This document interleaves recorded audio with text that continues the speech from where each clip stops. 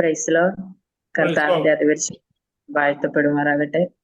കർത്താവിന്റെ സ്നേഹത്തില് പല ദേശങ്ങളിലെ പല ദിക്കുകളിലായിരുന്നു നമുക്ക് ദൈവസ്നേഹം കൊണ്ടാ ഈ ഒരുമിച്ച് കൂടുവാന് ദൈവം സഹായിച്ചത്. ജീവനുള്ള ജീവിക്കുന്ന ക്രിസ്തുവിനെ അറിഞ്ഞത് മുഖാന്തരം എന്നെ എനിക്ക് തോന്നി ഇതിനകത്ത് ആർക്കും അറിയില്ലാന്ന് തോന്നുന്നു. അതുപോലെ ഇതിനകത്ത് വന്നിട്ടുള്ള കർത്താവിന്റെ ദാസന്മാരെ ഞാനും ആദ്യമായിട്ടാണ് കാണുന്നത്. കഴിഞ്ഞ ഒരു ആഴ്ചക്ക് മുൻപേ എന്റെ ചേച്ചി ഇതിനകത്തൊരു സാക്ഷ്യവും പിന്നെ വചന ശുശ്രൂഷയായിട്ട് വന്നായിരുന്നു. ദീനയുടെ അനിയത്തിയാണ് ഞാൻ. എൻ്റെ പേര് ദീപ. ഞാൻ താമസിക്കുന്നത് നോർനാടെന്ന് പറയുന്ന ആലപ്പുഴ ജില്ലയിലെ നോർനാടെന്ന് പറയുന്ന സ്ഥലത്താണ്. എൻ്റെ കുടുംബം, ഹസ്ബൻഡുണ്ട്, 2 മക്കള്, എല്ലാം ഞങ്ങൾ സന്തോഷമായിട്ട് ഇവിടെ AGയുടെ ഒരു ചർച്ചില് പോകുന്നു.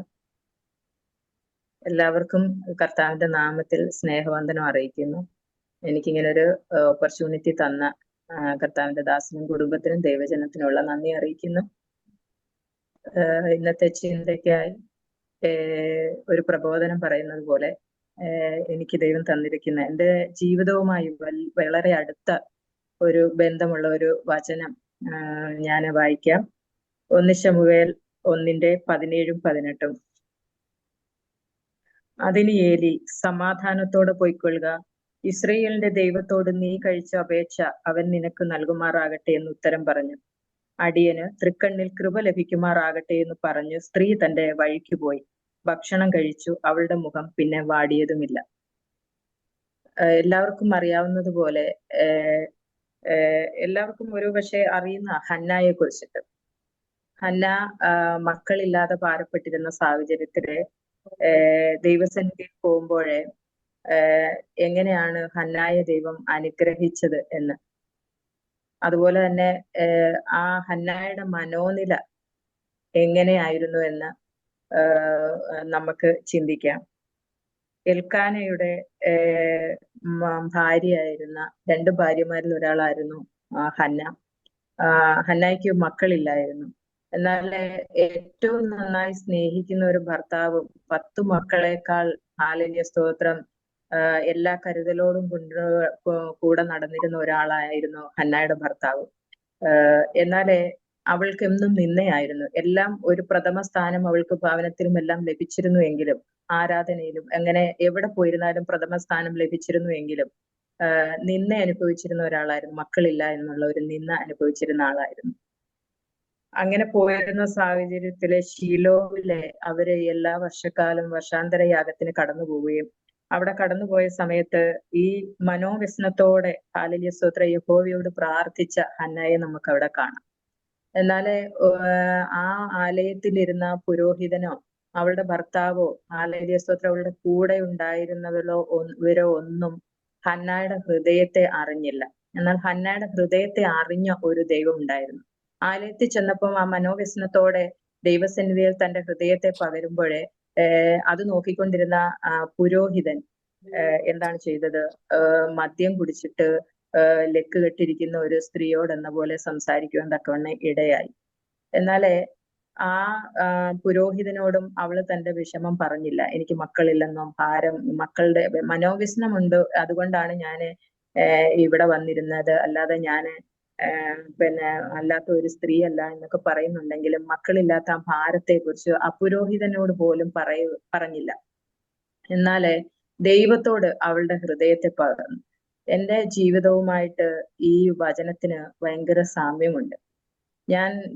ഞങ്ങളുടെ കുടുംബത്തിൽ ഞാൻ ഒരു ഹിന്ദു ബാക്ക്ഗ്രൗണ്ടിൽ ജനിച്ചു വളർന്ന് എൻ്റെ അച്ഛനും അമ്മയ്ക്കും ഞങ്ങൾ 3 പെൺപിള്ളേരാണ്. രണ്ടാമത്തേതാണ് ഞാൻ.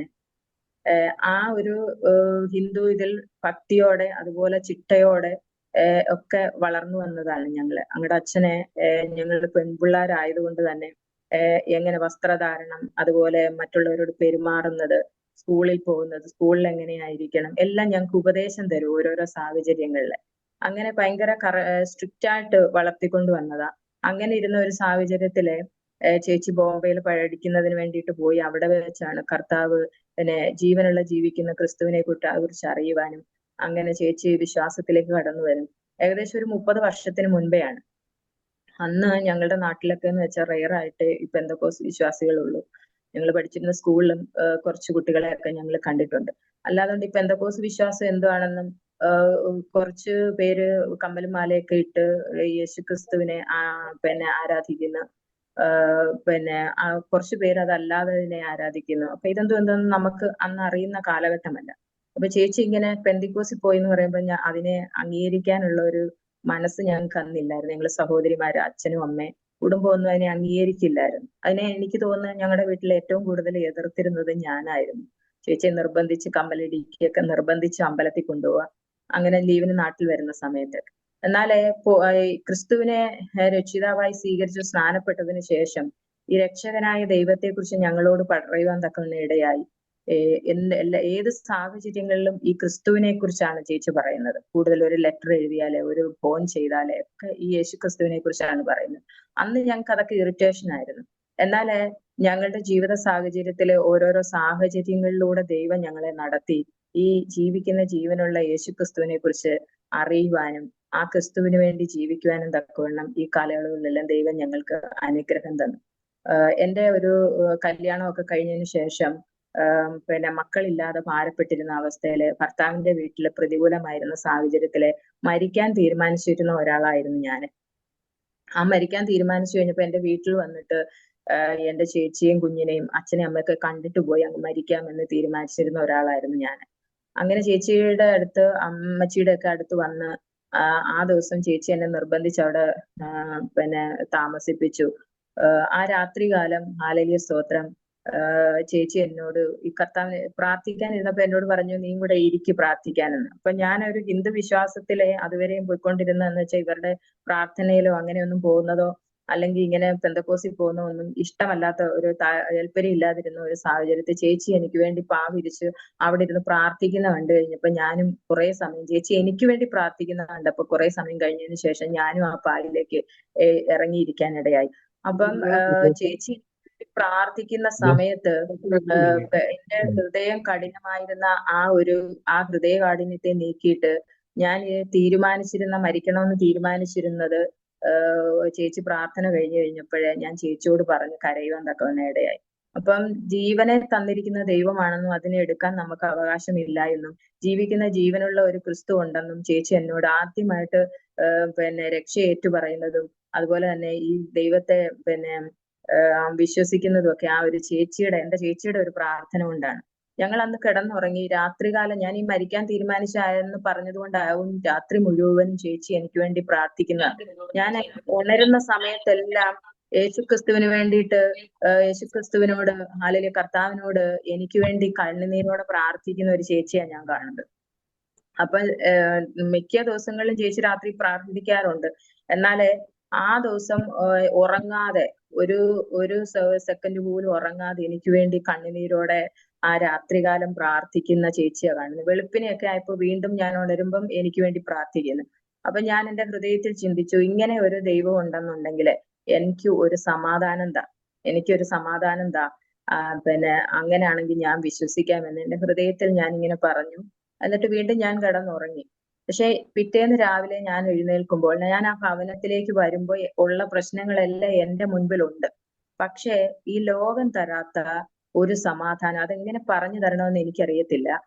ഭയങ്കര ഒരു പീസ്ഫുൾ മൈൻഡ്. ഞാൻ ചോദിച്ചത് കർത്താവിനോട് ഒരു സമാധാനമാ ചോദിച്ചത്. അപ്പൊ യേശുക്രിസ്തു എന്റെ ഉള്ളിൽ ആദ്യമായിട്ട് വന്നത് ഒരു സമാധാനമായിട്ടാണ്. ഇന്നും ആ സമാധാനത്തോടെ ജീവിക്കുവാന് ദുഷ്ടൻ പലവിധ പ്രയാസങ്ങൾ കൊണ്ടിട്ടെങ്കിലും അതിനു മുന്നിൽ പതറിപ്പോകാതെ കൃപയോടെ ജീവിക്കുവാന് കർത്താവ് ഇതുവരെയും തന്നിട്ടുണ്ട്. അപ്പൊ ആദ്യമായിട്ട് എന്റെ ഹൃദയത്തിൽ കർത്താവ് വന്നത് ഒരു സമാധാനമായിട്ടാണ്. അത് കഴിഞ്ഞ് ഞാൻ എന്തെല്ലാം പ്രശ്നങ്ങളാണോ അന്ന് ഫേസ് ചെയ്തുകൊണ്ടിരുന്നത് എന്റെ ജീവിതത്തിലെ അതിനെല്ലാം ദൈവം മാറ്റം വരുത്തി. നമ്മുടെ പ്രശ്നങ്ങൾക്ക്, അത് രോഗമാകട്ടെ, കഷ്ടമാകട്ടെ, പ്രയാസമാകട്ടെ, എന്ത് പ്രശ്നങ്ങളായാലും അതിന് മാറ്റം വരുത്തുവാന് ദൈവത്തിന് മാത്രമേ കഴിയുള്ളൂ എന്റെ ജീവിതത്തിലൂടെ ഞാൻ മനസ്സിലാക്കി. ഹന്നായുടെ കാര്യം നമ്മൾ പറഞ്ഞല്ലോ. ഹന്നായുടെ ഗർഭപാത്രത്തെ ദൈവം അടച്ചിരുന്നു. ആ ഒരു നിന്ന കാരണം ഒരുപാട് പ്രതിയോഗിയുടെ നിന്നയും പരിഹാസവും ഒക്കെ ഏൽക്കേണ്ടി വന്ന ഹന്നായെ കുറിച്ച് നമ്മൾ ഇവിടെ വായിച്ചു. അതുപോലെ ഒരു ജീവിത സാഹചര്യമായിരുന്നു ഞങ്ങളുടെ കല്യാണം കഴിഞ്ഞിട്ട് 4-5 വർഷമായിട്ടും മക്കളില്ലായിരുന്നു.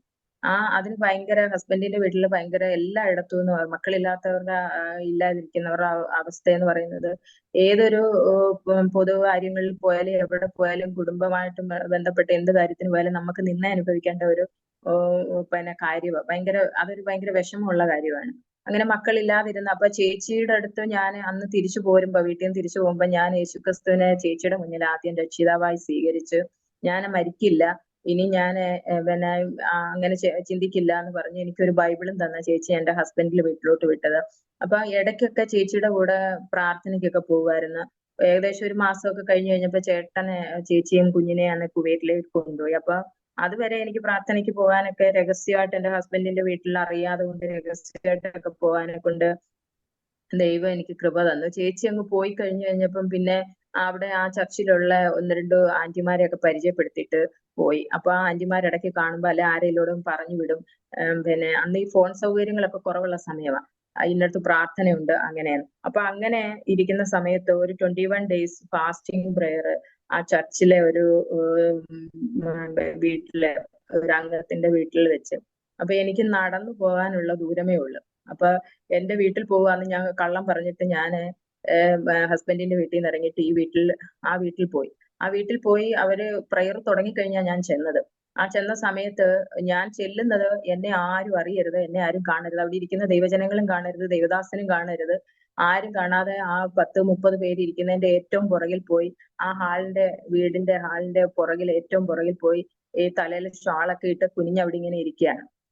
അപ്പം അവർ ഈ ഫാസ്റ്റിംഗ് പ്രയർ വെച്ചപ്പം ഒരു പ്രവാചകനായ ദേവദാസന്മാരൊക്കെ ഉണ്ടായിരുന്നു. അങ്ങനെയുള്ള പ്രവാചകന്മാരുടെ ശുശ്രൂഷയൊന്നും ഞാൻ കണ്ടിട്ടില്ല അത്രയും നാളിനോടകം. പ്രയറിന് ചർച്ചിൽ ഒന്ന് രണ്ട് കുറെ പ്രാവശ്യം ചേച്ചിയുടെ കൂടെ പോയിട്ടുണ്ടെങ്കിലും ഇങ്ങനെയുള്ള ശുശ്രൂഷകൾക്കൊന്നും ഞാൻ പോയിട്ടില്ല. ഞാൻ ആദ്യമായിട്ട് തനിച്ചു പോവാണ്. അപ്പം പാട്ടും അവരുടെ ആരാധനയൊക്കെ കഴിഞ്ഞതിന് ശേഷം വചനം ശുശ്രൂഷിച്ചുകൊണ്ടിരുന്ന സമയത്ത് ആ ദേവദാസൻ ഓടി എന്റെ അടുത്ത് വന്നിട്ട് പറഞ്ഞു, ഹന്നായെ പോലെ കരയുന്നവളെ, ശമൂവേൽ ബാലനെ പോലെ ഒരു ആൺപൈതലിനെ നിനക്ക് തരാൻ നീ കർത്താവിന് കൊടുക്കുമെന്ന്. ഈ ഹന്ന ആരാന്ന് സത്യം പറഞ്ഞാൽ അന്ന് എനിക്ക് അറിയില്ല. ശമൂവേൽ ബാലൻ ആരാണെന്ന് അറിയില്ല. ഇങ്ങനെ ഒരു ശുശ്രൂഷയിൽ ഞാൻ ആദ്യമായിട്ട് ഇരിക്കുകയാണ്. ഞാൻ ഒച്ച വെച്ച് ആ ദേവദാസൻ ഓടി വന്ന് പറഞ്ഞു കഴിഞ്ഞപ്പം എല്ലാവരും തിരിഞ്ഞു നോക്കി. അപ്പൊ ഞാൻ ഓർത്ത്, ദൈവമേ, ഞാൻ ആരും അറിയരുതെന്ന് പറഞ്ഞ് ഇവിടെ വന്നിരുന്നതാ. ഈ ദേവദാസനെയോ ഒച്ച വെച്ച് എന്റെ അടുത്ത് വന്നത് മുഖാന്തരം എന്റെ ഹസ്ബൻഡിന്റെ വീടിനടുത്തുള്ളവരൊക്കെ ഉണ്ട്. അപ്പൊ അവരൊക്കെ തിരിഞ്ഞു നോക്കി എന്നെ കാണുവാൻ ഇടയായി. അപ്പൊ ഒന്നാമത് അതൊരു ഭയം. രണ്ടാമത് ഇങ്ങനെയുള്ള ഒരു ശുശ്രൂഷയിൽ ഞാൻ ഇരുന്നിട്ടില്ല, ആദ്യമായിട്ട് കേൾക്കുക. ഞാൻ പേടിച്ച് ഞാൻ അവിടെ നിന്ന് അങ്ങ് കരഞ്ഞുപോയി. പക്ഷെ എന്റെ ഹൃദയത്തിൽ ഞാൻ പറഞ്ഞു, എനിക്ക് ഇതുപോലെ എന്റെ നിന്ന മാറ്റി എനിക്കൊരു കുഞ്ഞിനെ തന്നാല് ഞാൻ ആ കുഞ്ഞിനെ കർത്താവിന് വേണ്ടിയിട്ട് കൊടുക്കുമെന്ന് ഇങ്ങനെ എന്റെ ഹൃദയത്തിൽ അന്ന് പറഞ്ഞു. അതാ ഞാൻ പറഞ്ഞത്, ഈ ഹന്നായും എന്റെ ജീവിതവുമായിട്ട് നല്ല സാമ്യമുണ്ട് എന്ന് പറയാൻ തക്കവണ്ണം ഇടയായത്. പിന്നെ അടുത്ത പ്രാവശ്യത്തെ ലീവിന് ചേട്ടൻ നാട്ടിൽ വന്ന് ഹന്നായിക്ക് അടുത്ത വർഷം ദൈവത്തിന്റെ അനുഗ്രഹത്താലെ ഒരു ശമൂവേൽ ബാലനെ കൊടുത്തതുപോലെ അടുത്ത വർഷം ഒരു പിന്നെ ആൺകുഞ്ഞിനെ ദൈവം എനിക്ക് തന്നു. വലിയ പ്രതികൂലത്തിലെ ഹസ്ബൻഡിന്റെ വീട്ടിൽ പോകുന്ന സമയത്ത് ഞങ്ങള് ഇപ്പൊ ഞാൻ ഈ താമസിക്കുന്ന വീട്ടിലോട്ട് ഞങ്ങൾ താമസം മാറുകയും പിന്നെ അവിടെ അപ്പം വന്ന സമയത്തെന്ന് പറഞ്ഞു കഴിഞ്ഞാൽ 4 വർഷത്തോളം ഏകദേശം കഴിഞ്ഞത് കൊണ്ട് ഈ ലീവിന് നാട്ടിൽ വന്നു കഴിഞ്ഞപ്പം ചേട്ടനോട് പറഞ്ഞു, 6 മാസത്തെ ലീവിനാണ് നാട്ടിൽ വന്നത്. നാട്ടിൽ വന്നപ്പം ചേട്ടനോട് അവരുടെ ബന്ധുക്കളൊക്കെ പറഞ്ഞു, പിന്നെ ഇവൾക്ക് മക്കളുണ്ടാവില്ല, നീ ഏതെങ്കിലും ഹോസ്പിറ്റലിൽ കൊണ്ടുവന്ന് കാണിക്കുക എന്ന് പറഞ്ഞു. അങ്ങനെ ഞങ്ങളൊരു ഹോസ്പിറ്റലിൽ കടന്നുപോയി. ആദ്യമേ എന്നെ സ്കാൻ ചെയ്ത് ബ്ലഡ് ടെസ്റ്റും അങ്ങനെയുള്ള ടെസ്റ്റുകളൊക്കെ ചെയ്ത് എനിക്ക് കുഴപ്പമൊന്നുമില്ല എന്ന് പറഞ്ഞു. പീരിയഡ്സ് റെഗുലർ ആകാനുള്ള മരുന്ന് അങ്ങനെയൊക്കെ കുറച്ച് കാര്യങ്ങളൊക്കെ എനിക്ക് തന്നതേ ഉള്ളൂ. അത് കഴിഞ്ഞിട്ട് ചേട്ടനെ ടെസ്റ്റ് ചെയ്ത് നോക്കിയപ്പോഴേ ഒരിക്കലും ഒരു കുഞ്ഞുണ്ടാകാനുള്ള ഒരു ശാരീരിക അവസ്ഥയല്ല ആയിരുന്നു അന്ന് ഉള്ളത്. അപ്പൊ അസാധ്യങ്ങളെ സാധ്യമാക്കാൻ കഴിയുന്ന ദൈവത്തിന്റെ കൃപ ഞാൻ മനസ്സിലാക്കിയത് ഒരു 4 മാസം കഴിഞ്ഞതിന് ശേഷം ഈ ഡോക്ടറെ കാണാൻ പോകുന്നത്. അപ്പൊ ഡോക്ടർ പറഞ്ഞു, ഒരുപക്ഷെ നാട്ടിൽ നിൽക്കണം നിങ്ങൾ ഒരുമിച്ച്, അല്ലെന്നുണ്ടെങ്കിൽ ട്രീറ്റ്മെന്റ് ചെയ്യണമെന്നുണ്ടെങ്കിൽ. അപ്പൊ ഞങ്ങളുടെ ആ ഒരു സാഹചര്യത്തില് നാട്ടിൽ നിൽക്കാൻ പറ്റുന്ന ഒരു സാഹചര്യമല്ല ഇത്. ഞങ്ങൾ മേടിച്ചു ലോൺ എടുത്ത് അങ്ങനെയൊക്കെ കുറെ സാമ്പത്തികമായിട്ടുള്ള പ്രശ്നങ്ങളൊക്കെ ഉണ്ടായതുകൊണ്ട് നാട്ടിൽ നിൽക്കാൻ കഴിയില്ല.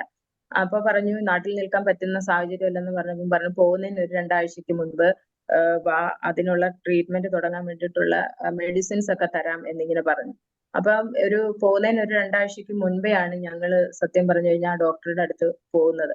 എന്താ ഈ മെഡിസിൻസ് മേടിച്ചോണ്ട് ചേട്ടന് ലീവ് കഴിഞ്ഞിട്ട് പോവാൻ തക്കവണ്ണം മെഡിസിൻ മേടിക്കാൻ. അപ്പം ഞങ്ങൾ ചെന്ന് കഴിഞ്ഞ സമയത്ത് എന്നോട് പറഞ്ഞു യൂറിൻ ടെസ്റ്റ് ചെയ്യണം, ബ്ലഡ് ടെസ്റ്റ് ചെയ്യണം എന്ന് പറഞ്ഞിട്ട് എനിക്ക് ഇതിങ്ങനെ എഴുതി തന്നു. അപ്പൊ ഞാൻ ഓർക്കുകയും ചെയ്തു, ചേട്ടനാണ് പ്രശ്നം, പിന്നെ എനിക്ക് എന്തിനാ ഇതൊക്കെ ചെയ്യുന്നേ എന്നിങ്ങനെ വിചാരിച്ചു.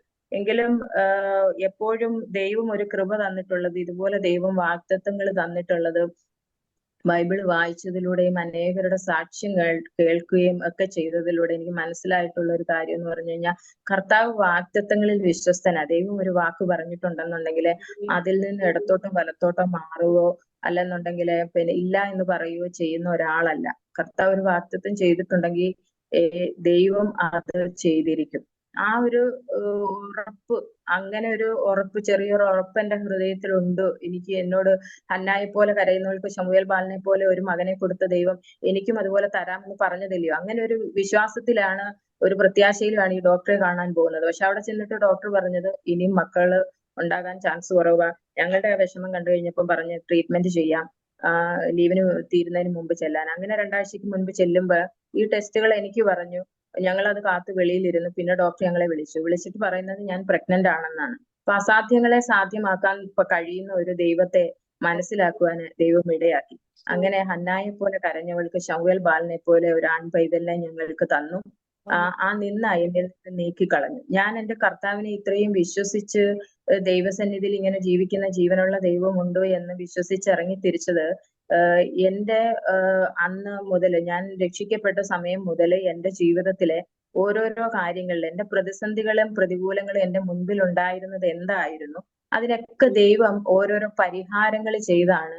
ദൈവം ആരാണെന്ന് എനിക്ക് നിങ്ങൾക്കൊക്കെ അറിയാം. ഒരു ഹിന്ദു ബാക്ക്ഗ്രൗണ്ടിൽ ജനിച്ച എനിക്ക് 30 ദേവതകള്, ഞാനിപ്പോ അതിനെ ദൈവം എന്ന് പറയില്ല. കാരണം ബിംബങ്ങളെ ആരാധിക്കുന്നത്, ഹാലേലൂയ സ്തോത്രം, അത് ദൈവത്തിന് ഇഷ്ടമല്ലാത്ത ഏറ്റവും വലിയ കാര്യമാണ്. ദൈവം ആദ്യം പറഞ്ഞിരിക്കുന്ന കൽപ്പനകളിലും പറഞ്ഞിരിക്കുന്നത് സ്വർഗത്തിലാകട്ടെ ഭൂമിയിലാകട്ടെ സമുദ്രത്തിലാകട്ടെ യാതൊന്നിന്റെയും പ്രതിമയും ഒരു രൂപവും വെച്ചിട്ട് ആരാധിക്കരുത്. ഞാനാകുന്നവൻ ഞാനാകുന്നു എന്ന് പറഞ്ഞ ആ ദൈവത്തെ അതുപോലെ ആരാധിക്കണമെന്നാ പറഞ്ഞിട്ടുള്ളത്. അപ്പൊ അതുകൊണ്ട് ഈ ബിംബാരാധനയിലെ നമ്മൾ കണ്ട് ആരാധിച്ചിരുന്നിടത്ത് കാണാതെ ഒരു ആരാധന എന്ന് പറയുന്നത് നമുക്കതൊരു പിന്നെ എങ്ങനെയാണ് എന്തോ ആണെന്ന്, അല്ലെങ്കിൽ റെഗുലർ ആയിട്ട് പ്രാർത്ഥനയ്ക്ക് കടന്നു പോവുക, ശുശ്രൂഷകൾക്ക് കടന്നു പോവുകയൊക്കെ ചെയ്യുകയാണെങ്കിൽ നമുക്കിത് മനസ്സിലാക്കിയെടുക്കാം.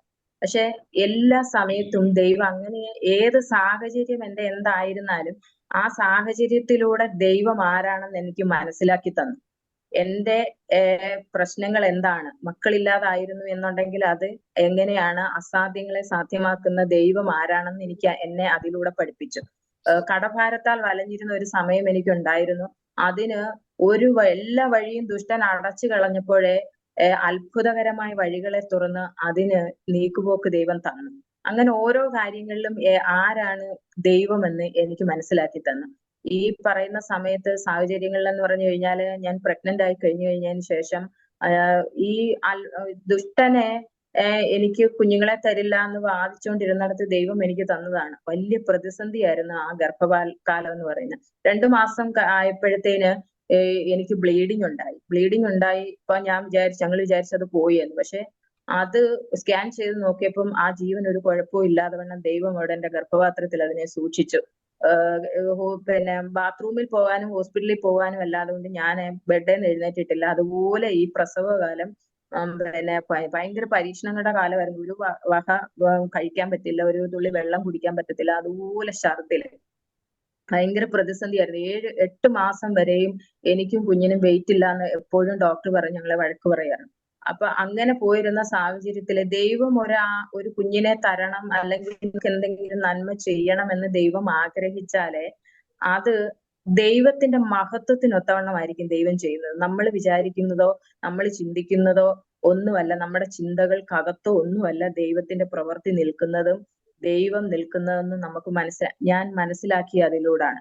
9 മാസം പൂർത്തിയായി കഴിഞ്ഞിട്ട് പിന്നെ നോർമൽ ഒരു ഡെലിവറി നടക്കാൻ പറ്റാത്ത ഒരു സിറ്റുവേഷൻ ആയിരുന്നു. എന്റെ കുഞ്ഞിന്റെ പൊസിഷൻ അങ്ങനെ ആയിരുന്നു. അതുകൊണ്ട് എനിക്ക് സിസേറിയൻ ചെയ്യേണ്ടി വന്നു. ആ സിസേറിയൻ ചെയ്ത സമയത്ത് ഭയങ്കര ഒരു ഇരുട്ടിലേക്ക് ഞാൻ പോകുന്നതായിട്ടാണ് എനിക്ക് കണ്ടത്. ആ ഇരുട്ടിലേക്ക് പോകുമ്പോൾ ഞാൻ ഓർത്ത് എനിക്കൊരു കുഞ്ഞിനെ തന്നതിന്റെ മുഖവും ഞാൻ കണ്ടില്ല, പിന്നെ ഈ ഹസ്ബൻഡ് വെളിയിലാണോ, ലീവിന് വരാൻ അന്ന് പറ്റുന്ന ഒരു സാഹചര്യമല്ല, പുള്ളിയെ ഞാൻ കണ്ടില്ല, കാണാതെ ഞാനങ്ങ് മരിച്ചു പോവുകയാണോ എന്ന് തോന്നി.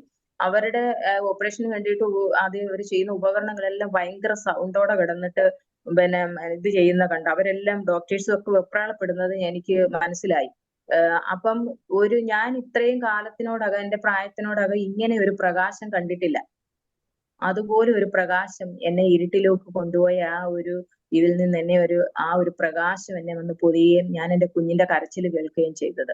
അപ്പൊ അവര് എടുത്തിട്ട് കുഞ്ഞിന്റെ വെയിറ്റ് നോക്കി കഴിഞ്ഞു കഴിഞ്ഞപ്പോ 3,900.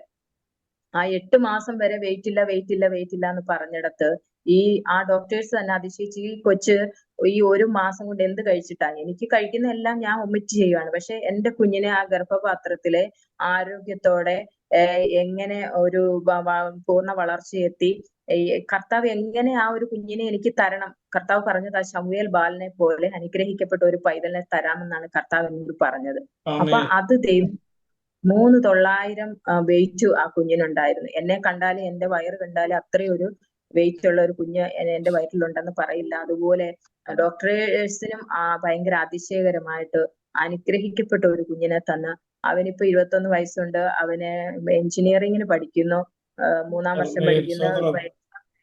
ഇപ്പം വീട്ടിലുണ്ട്.